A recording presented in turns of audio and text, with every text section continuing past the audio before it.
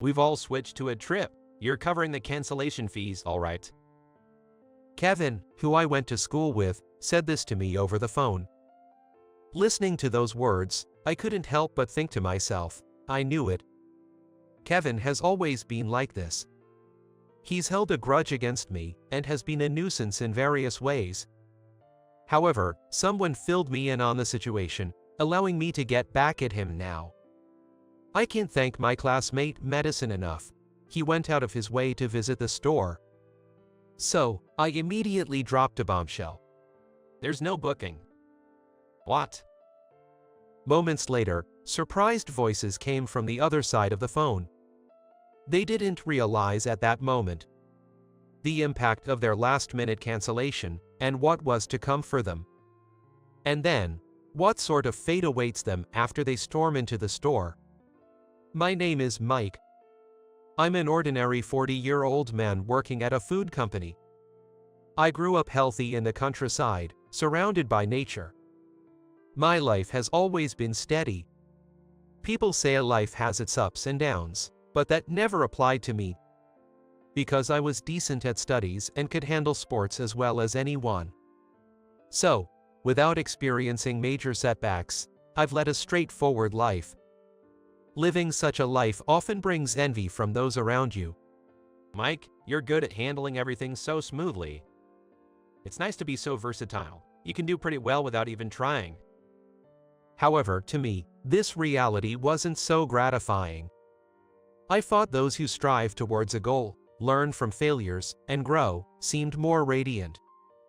I wondered if my life would continue to be bland, but then I realized I was just a frog in a well.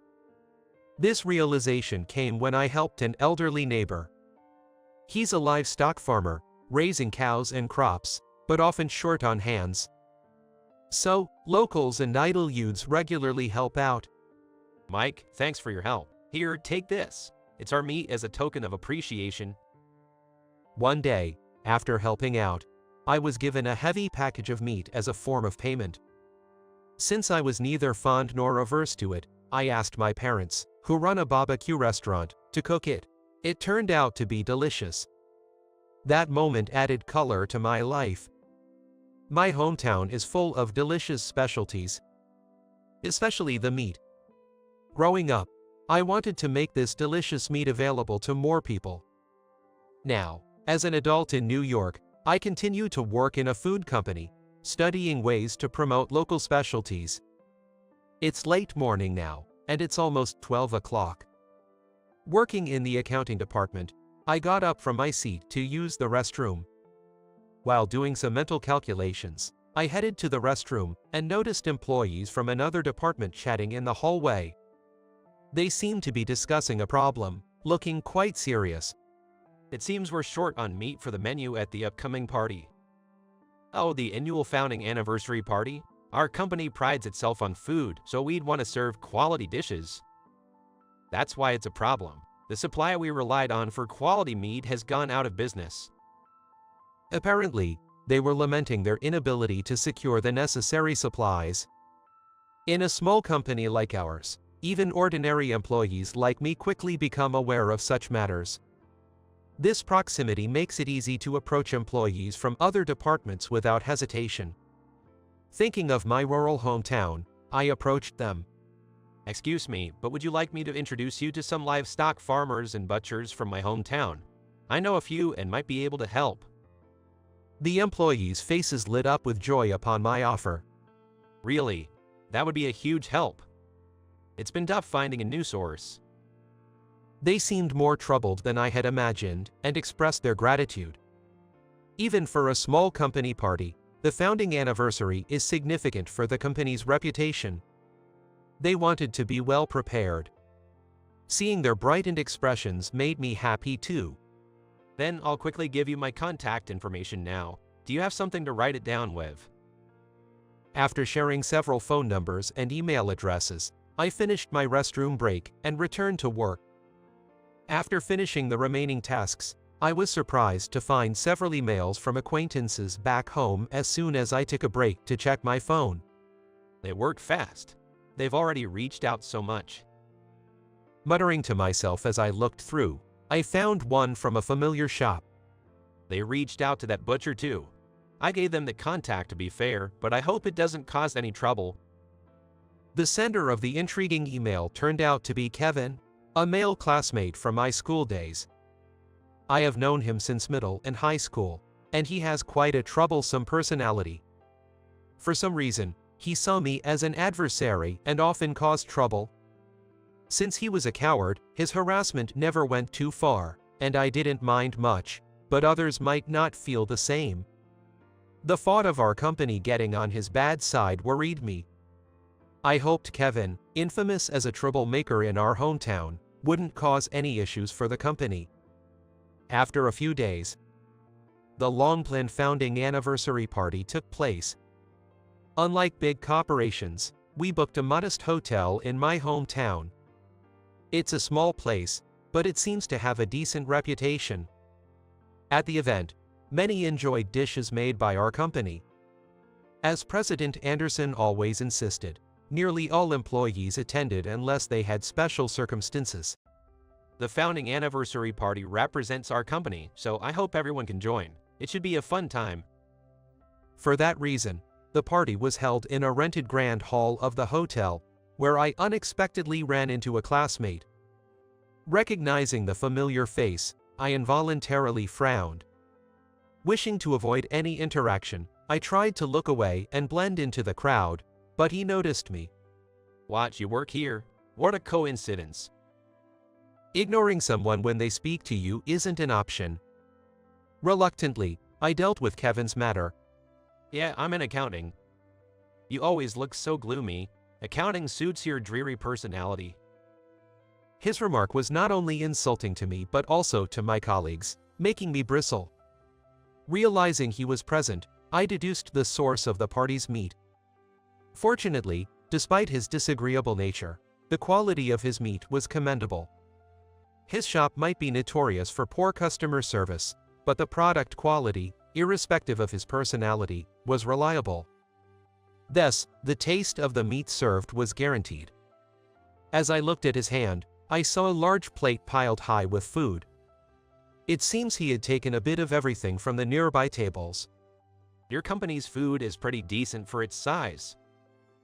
He was eating messily, dropping bits of food on the floor. I thought he was saying too much and pointed it out, feeling irritated. Your manners are terrible. You're not a child, try not to make such a mess. What are you, my mom? I know that. I admonished him, but he just ignored it. Sighing inwardly, I decided to leave. Staying any longer would just sap my energy for the party. But he continued to hit on female employees and make unreasonable demands on those replenishing the food. I couldn't overlook it anymore and decided to kick him out. Hey, stop causing trouble for others. You need to leave the venue. What? What are you talking about? Hey, don't pull me. I grabbed his arm and led him out of the venue. Forcibly taken outside, he glared at me resentfully, but I couldn't back down on this. You did us a favor by agreeing to the deal on short notice, but you're essentially an outsider. There won't be another deal, right? That may be, but what's the harm? Nobody from your company complained.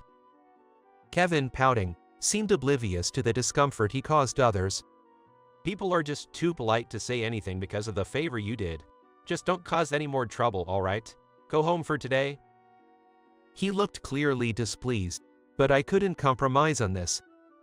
As I was about to say more, he seemed to remember something. Oh, right. I had something to tell you about the reunion. Hearing those words reminded me to review my schedule mentally. There's always been a reunion around this time every year. However, this year, the usual cafe venue is closed, so I was wondering what would happen. Right? The cafe owner's back pain put him out of commission, didn't it? Yeah, it's been a hassle. So, your family runs that barbecue place, right? Can you sort it out for me? I couldn't let him cause more trouble at the company, and I owed him for helping out. To get him to leave quickly, I agreed to his request without much thought. Alright, I'll talk to my folks. Thanks, man. Friends really come through. His mood brightened instantly, and he started to walk home. His stride was so light, it was hard to believe he had been looking displeased just a moment ago. Relieved that one problem was solved, I let out a sigh. At that time, I had no idea that the conversation would lead to new problems later on. One morning, a few weeks later, on the day he booked the reunion, I drove back to my rural hometown. Since it's just after sunrise, it's quite early to be going out, but I'm heading to the barbecue restaurant. Not to speak ill, but our restaurant isn't doing too well. It's managed more for neighborhood relations and as a hobby than for profit. So, a large booking is rare, and they'd need my help. That's why I left the city in the middle of the night and drove for hours to get there. Upon arrival, as expected, my parents were busy. Mom, Dad, I'm here to help. Thanks, dear. There's an apron over there. It changed. Despite being in their 60s and not seeing their son often, they responded nonchalantly. They've always been like that, so I didn't take it personally and quickly got to work in the kitchen. After putting on the apron, I silently set to work. I knew it was going to be tough, but preparing meat for 30 classmates really was a challenge. While a barbecue restaurant might seem easy, there's surprisingly a lot to do. You have to plate the meat, prepare sauces, and manage the tools with care, paying attention to hygiene and safety. As I hurried to get everything done in time, before I knew it, it was time for the reunion. You can leave the rest to us, go join the guests. Having been told so by my mother, I changed out of my apron. Then, I moved to the front of the restaurant to wait for my classmates, but no matter how long I waited, none showed up. Feeling a bad premonition, I decided to contact Kevin on my phone. But for some reason, I couldn't get through to him today at all. As I was pondering this, a woman came to the restaurant. It was Madison, one of my classmates. It's been a while, hasn't it, Mike? Yeah, long time. You didn't come last year, right? She was my classmate in both middle and high school. I heard she works for an international travel agency. Since she couldn't attend last year's reunion due to work, it must have been 2 years since we last met. Is work okay? Yes, I just finished a big project. I came to the States with some colleagues. That's good to hear. I don't have many memories with her. The only thing that comes to mind immediately is working together on the student council. I remember her as someone with a strong sense of justice, always ready to report any suspicious activity or people to the teachers. For some reason, she looked pale. Worried that she might be unwell, I asked in concern, Madison, what's wrong? You didn't have to come if you weren't feeling well. I'm fine, but did you get the email? Kevin and the others are headed to the hotel. What? Her unexpected words made me voice my surprise foolishly. They're going to the hotel. The reunion is being held there, according to the email. What are you saying? Hearing the shocking news from her, I was confused. When I went back inside to tell my parents, they were both distressed. With a sense of foreboding, I opened my mouth to speak. Did they cancel on us? You guessed right. We just got that call. Even if they cancel, we've already prepared everything, so it's a problem. Hearing their response, I was also at a loss. I couldn't believe he would do something so thoughtless. What should we do with the barbecue sets prepared for 30 people? I always knew he wasn't the nicest guy, but as someone who runs a business, he should know the impact of such a last-minute cancellation. Can't believe they'd do something so nuisance. I'm sorry for noticing you so late. Muttering in anger, Madison, who had followed me into the store, apologized to me. She couldn't have known about his plan, so there was no way to prevent this. In fact, I had no intention of blaming her since she was the one who informed us. No, Madison, you don't have to apologize. You came all the way here, right? Yes, I couldn't get through to you on the phone. That reminded me, I had been so focused on the preparations that I hadn't checked my phone. When I took it out of my pocket and checked, indeed, there were quite a few missed calls. All of them were from Madison. Sorry, I was so focused on helping out at the restaurant that I didn't notice. Don't worry about it. If it's okay with you, may I bring my seniors here? As I shook my head in response to her words, she continued, showing concern for the meat in the kitchen. There are a few people from my company nearby who owe me a favor. They're pretty big eaters, so I think we can handle about 30 servings. Oh, and of course, we'll pay for what we eat. That would really help, but are you sure? Her offer was a godsend, but I was worried about imposing on her. Then, she said something unexpected. It's fine. I've always wanted to repay a debt of gratitude to you, Mike. With no clue, I scratched my head and wondered, did I do something, as I racked my brain? But nothing came to mind. Madison giggled and went on to explain the incident. We worked together on committee duties when we were students, right? Yet the student council duties. As her words brought back memories of our school days, one particular incident stood out in my mind. It took a while, but maybe she was referring to that event. Remember that time long ago when there was a middle-aged man walking around the school with a sickle, and we weren't sure what to do? Yet that really scared me. When we saw him, I couldn't believe my eyes. Thinking it would be terrible if something happened, I asked Madison to get a teacher. But then, Kevin and some other boys got entangled with a suspicious man on their way home. I don't know what they said, but they managed to anger the man, and things almost got out of hand.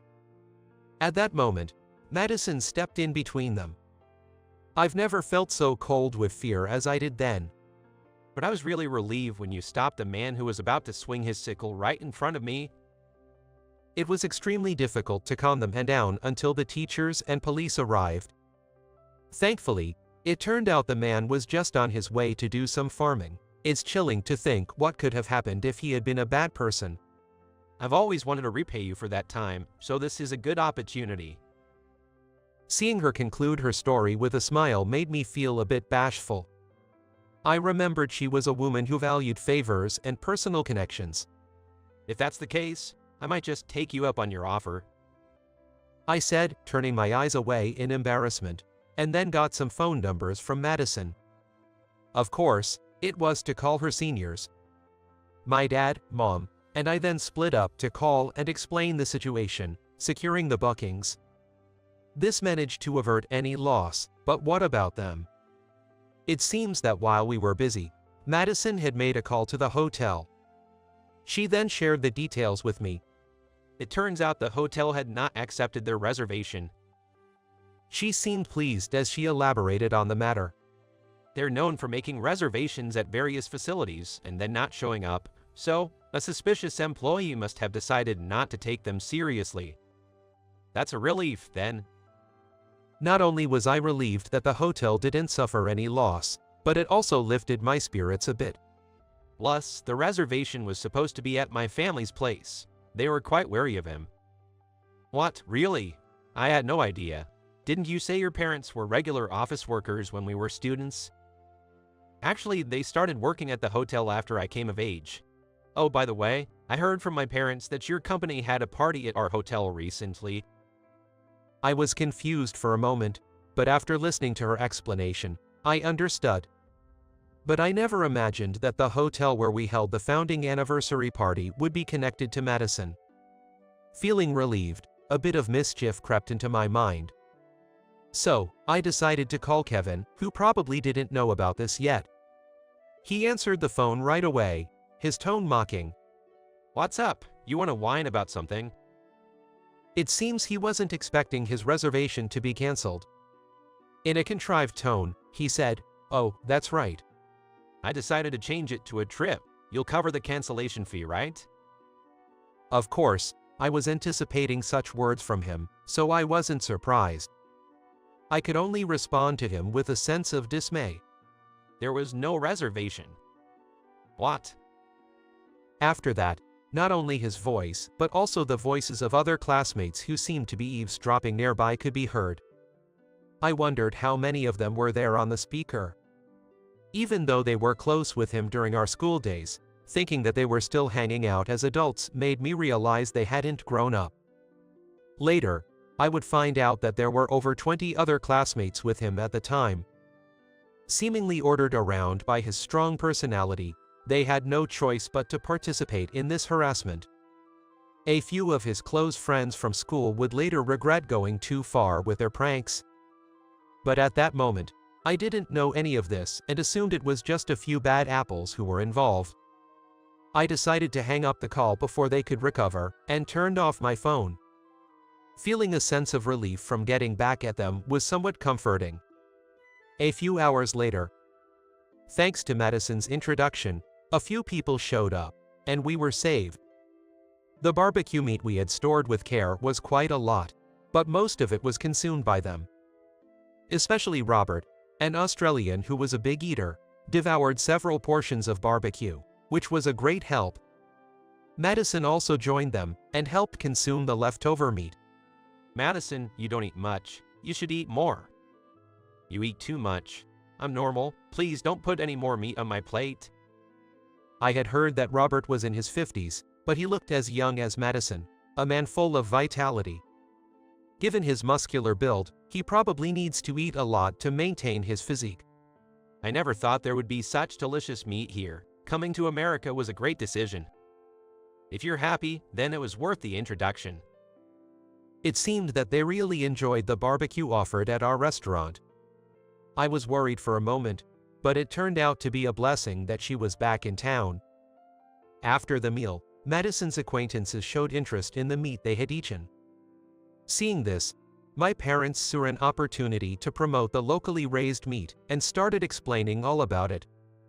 Neither of my parents are particularly interested in profit, but they are somewhat willing to help promote the local community. The meat we serve here comes from cattle raised by local dairy farmers. They use a special feed mix for the feed, which gives the meat a refined taste. They listened intently to my parents' stories. If this connection could help make our local specialty products well known, I'd be more than happy. While working in the city, I've been learning various marketing strategies to promote specialty products, but nothing quite clicked until this encounter. As I was watching this scene unfold, Kevin showed up at the restaurant. It seemed the other classmates had left, perhaps they had gone home. His face red with anger, he stormed in. Mike, you set us up. We were turned away when we went to the hotel. What's going on? He stopped mid-sentence when he noticed Madison inside the restaurant. Did you know from the beginning? Knew my reservation would be messed up and kept quiet. It's unclear how he found out, but he seemed to understand that she was the daughter of the hotel owner. Her presence in my restaurant seemed to have constructed some conspiracy theory in his mind. So you've shown your true colors. You've always looked down on those less smart than you, right? You've always got good grades in tests, thinking everyone else was an idiot. That's irrelevant. What are you talking about? I was always compared to you by teachers and parents, sick of being told to study like you. Unable to engage with his rant any longer, I turned my back to him. However, he moved around to face me. You've always had that smug look on your face, and I've never liked it. Saying that, he picked up a small bottle from a nearby table. It was a bottle of barbecue sauce. As I recoiled, thinking he couldn't possibly, he threw it at me. However, before it could hit me, Robert stepped in and caught the bottle. Standing in front of me, he spoke to Kevin in a low voice. You've been making a lot of noise for a while now, but it's really unbecoming for a grown man to behave like this. What did you say? Basically, you're just jealous of others, right? It's not cool to belittle people just because they have something you don't.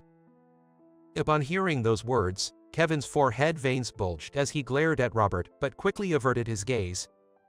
Perhaps he was intimidated by Robert's imposing figure. As Robert stepped forward, he recoiled. Just wait and see. I'll get the other guys to leave a bad review for this place. He spat out the words with frustration and quickly left the scene. In a prime city location, such threats might be concerning, but this is a countryside barbecue place. We're mostly frequented by locals, so a few bad reviews aren't scary. His efforts were in vain. I sighed and apologized to Robert. Robert, I'm sorry for airing our dirty laundry. Don't worry about it. You treated me to delicious barbecue, so I owe you one. The quality is really good. But if you want to keep it as a local spot, I'll refrain from spreading the word too much." He left and sought agreement from the others who were also in the shop. Then, those inside the shop nodded vigorously. Seeing such a response, Robert winked at me and added reassuring words. In return, don't hesitate to ask for help when you're in trouble. Afterward, they politely thanked my parents for the meal and left. Birds of a feather flock together, as the proverb goes. Watching their conduct, I was convinced that they were acquaintances of Madison. Half a year later, I returned to my hometown to attend the funeral of an elderly neighbor who had passed away. During this time, I discovered something astonishing about Kevin. Apparently, his butcher shop had gone out of business.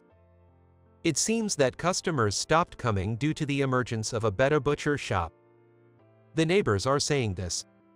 Now that there's a new butcher shop, we can shop there too. If I don't have to go to his place, I'd rather go somewhere else. It seemed the emergence of a rival shop had impacted him. Visiting the rumored store, I understood why it was well received. The customer service was excellent. Nobody wants to be served by someone with a bad attitude. Kevin kept complaining, "Why did my shop fail?" But it seemed like a natural outcome. After attending the funeral, I didn't forget to help out at the barbecue restaurant. However, contrary to expectations, I was also surprised to find it thriving. Excuse me for asking, but why did you choose our place? Oh, I saw a post on social media saying there's a great hidden gem here. People were also talking about the local handicrafts and stuff, so I wanted to check it out. It seems someone had been promoting the area. At the time, I didn't know who was behind it, but I later found out from an email exchange with Madison. It's been a while. Can I share something I heard? The email started with this and went on to describe the aftermath of the reservation fiasco. It seems the other classmates thought what Kevin did was wrong too. So when I asked them not to be part of something bad, they understood. To make amends, they promoted various things on social media. In other words, it seems she managed to persuade our classmates after that last-minute cancellation fiasco. Despite my immediate return to the city due to work, she seriously took action to resolve the issue. The scene before me was also thanks to Madison's efforts. Even if Kevin had left a bad review, it wouldn't have mattered much, but her kindness was truly appreciated. Upon receiving her email, I made sure to send a grateful reply. Thanks, Madison, you really helped us out. The local area is thriving too. I'd like to properly thank you sometime, so could you keep your schedule open for me? After that, we began to exchange emails more frequently. Talking to her, I discovered we shared the same hobbies and liked the same actors and movies. Since we hadn't interacted much during our school days, I hadn't expected we'd have much to talk about in our private lives.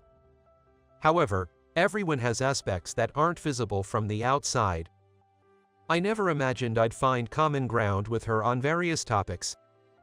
Several months later, while smoothly handling my job, I received a certain piece of news from Madison, with whom I'd been exchanging emails as a friend. It was about Kevin. He seems to have struggled to find a new job, and perhaps because of that, he ended up getting involved in a crime, becoming the talk of the town. Finding himself at a dead end, he acted out of desperation and seemingly got involved in some shady dealings. As a result, he ended up being taken care of by the police. Given his past actions, the backlash he faced from many was perhaps inevitable. Unlike Madison, who had her unexpected sides, he appeared to be quite straightforward. And then, a year passed since the cancellation fiasco. A reunion was organized again, and I found myself visiting the hotel owned by Madison's family. There, I received sincere apologies from the classmates about the previous cancellation incident. I'm sorry about last time. Kevin was so insistent, and we couldn't refuse, so we ended up participating in that unpleasantness. I really regret it. It was such a foolish thing to do. They seemed genuinely remorseful, so I let them know I wasn't holding a grudge. After all, if he hadn't instigated it, they probably wouldn't have participated in the first place. This year's reunion, held at the hotel managed by Madison's parents, started amidst such circumstances. All of us, including Madison, gathered and spent a pleasant time reminiscing about various old times. It seems our hometown is getting quite a bit of attention lately. I saw it on TV the other day. Yet it seems the local area is gradually becoming more vibrant, and more young people are moving here. Having thought about ways to revitalize our hometown for a long time, I couldn't be happier with these developments. I hadn't expected that seeing unfamiliar faces in my hometown, to which I had returned after a long while, would bring me such joy. The key is to ensure this buzz isn't just a temporary surge. With that in mind, I'm getting psyched to find what I can do. Yet, there was also a hint of uncertainty. I've learned a lot in the city, but maybe it's not going so well because I'm on my own. Maybe I should have sought others' help. Was everything I did up to now in vain? Spilling these farts, Madison offered her encouragement. That's not true at all. There's still much to be done. If you think you can't do it alone, I'll help you, and so will Robert. I pictured Robert, who had started calling occasionally since the reservation incident. His cheerful demeanor and genuine personality, always looking out for the younger folks. I think he might be able to help if I consult with him. Thanks, Madison. I'm feeling a bit more hopeful now. If that's the case, I'm glad. As she said, even if the past was a failure, it's about striving forward from here. With people I could rely on around me, I felt things would somehow work out. The food we shared while talking tasted even better than in my memories. They must have been making various improvements. It was a wonderful taste, reflecting the local efforts,